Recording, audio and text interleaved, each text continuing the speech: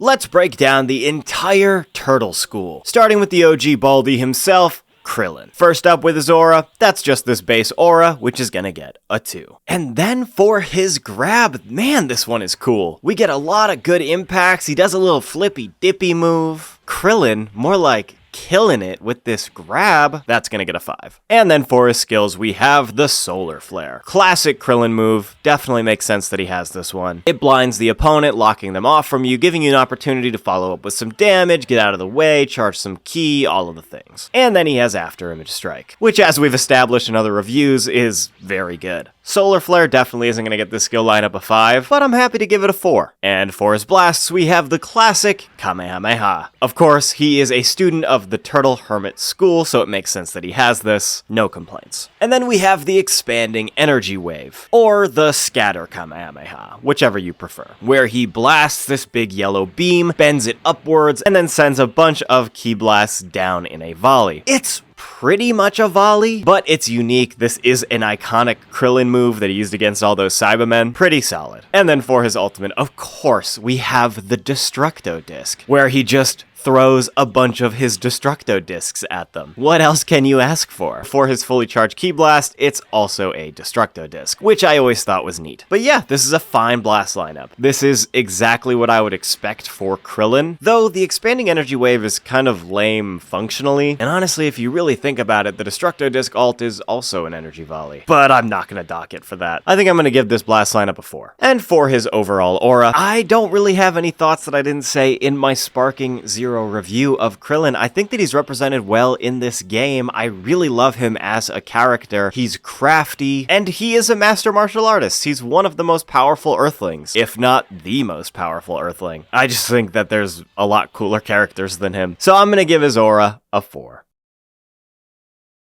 Next, we're going to talk about my boy, Yamcha. And his aura is the same, so that's going to get a 2. As for this grab, we've seen it before. It's pretty standard. Although, for Yamcha, it actually kinda makes sense. I don't know. I'm gonna give it a 3. And then for his skills, we have After Image. Not After Image Strike, though, which is a little bit of a bummer. And then he has Power Up to the very limit, which is very good, putting him into full power and giving him some buffs. I do still think I'm gonna give this skill lineup a 5. And then for his blast, he as well has the Kamehameha, which again, makes sense. I wouldn't give him anything else here. And then of course he has his iconic Wolf Fang Fist, where he comes in and just kind of claws at him a bunch. This is a good rush. I really don't have any complaints about it. It's exactly what you would expect from a Wolf Fang Fist. Other games have gone into greater detail with it, adding in the actual wolf, mixing up the combos a little bit, but this is a pretty standard Wolf Fang Fist. But now it's time to...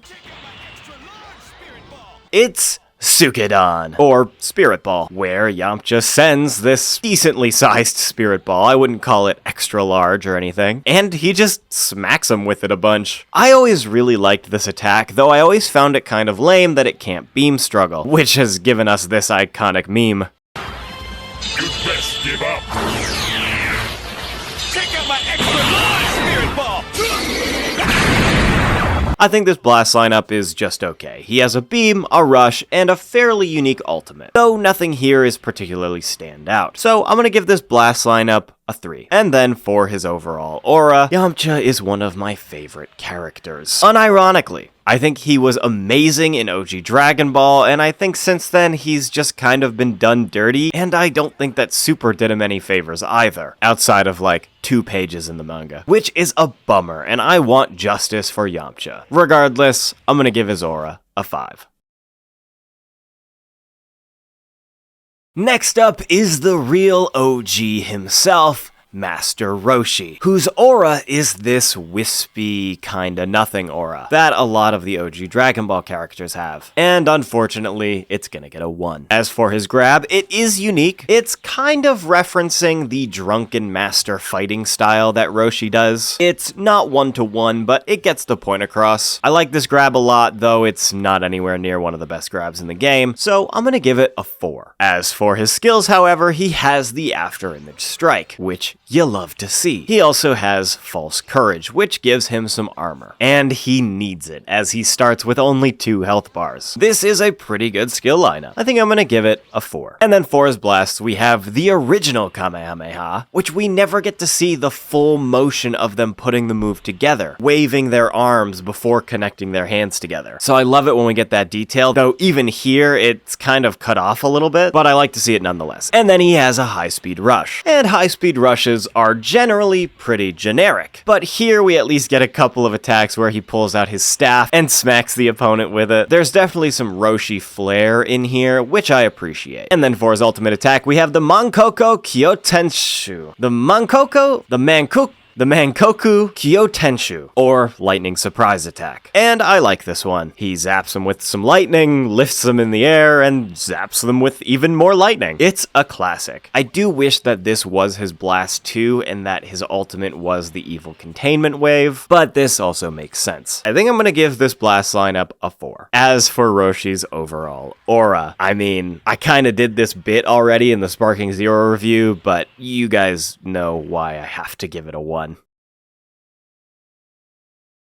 And last up for the Turtle Hermits, we have Max Power Roshi. And this transformation's not anything special. I have always loved this bulked out version of Roshi though, it just looks so funny. Same aura though, so that's gonna get a 1. As for his grab, he has another unique one where he punches them a couple times and then just grabs them and yeets them away. I always like throws where they just throw them. I don't know why, but we have so many really flashy ones, really dynamic ones, that sometimes just having a simple throw where they literally just pick them up and chuck them is more appealing to me. So I'm gonna give this one a 5. As for his skills, we have False Courage, which once again gives him a defense buff, and Pump Up, which gives him a melee buff, but gives him Ki Sickness. I really don't like this skill lineup. Having the extra defense is good, though in this form he does get a bar of health back, so it's a little less necessary. I do really like the poses though. I think I'm gonna give this skill lineup a 2. As for his blasts, we once again have the original Kamehameha, which is fine. It would have been nice if it looked a little bit bigger since he is in this max power form. There's also a couple of frames after the Kamehameha ends where he kind of takes a breather, and this is true for regular Roshi as well, and it feels really bad. Like you're being punished for using his only ranged attack. Feels bad, man. And then we have the Turtle School Ultimate Fist, and this is a really fun rush. We get a lot of really good impacts in, and after sending them into the ground, he just comes in and slams on the enemy's back. Not a bad rush at all. And for his ultimate attack, we have the Max Power Kamehameha, which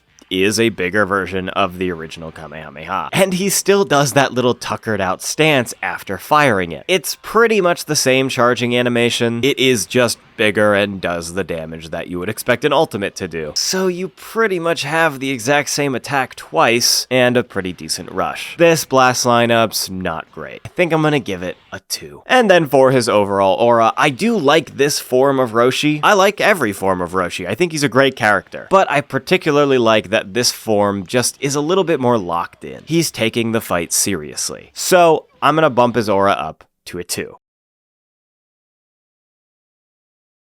And folks, that is going to do it for this moveset review. If you enjoyed, please consider leaving a like and subscribing. It really helps me out a lot. And hey, I live stream all the time, so if you see that we're live sometime, come say hi. But with that, I have been Gunchpot. This has been a moveset review. Thank you everybody again so much for watching, and of course, as always, goodbye forever.